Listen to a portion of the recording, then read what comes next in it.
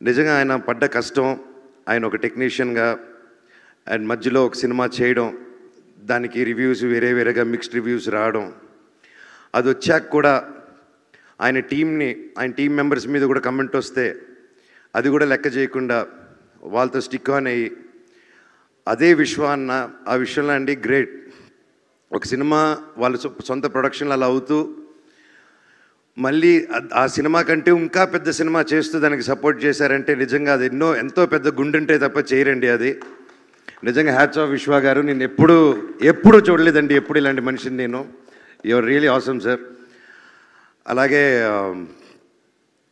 నన్ను కానీ ఆ టైంలో ఆయన చెప్పినట్టు హనుమాన్ రాకముందు, ఆ టీజర్ రాకముందే తేజాని నమ్మి, నన్ను నమ్మి, ఇంత పెద్ద సినిమా డైరెక్టర్ గారిని నమ్మి, ఎంతోమంది చెప్పుంటారు మనం వస్తే ఎందుకు సినిమా వాడి చాలా రోజులు అయింది సినిమా చేసి ఇంత పెద్దది ఏంటని 100% చెప్పుంటారు. ఆయన అదంతా దాటి కూడా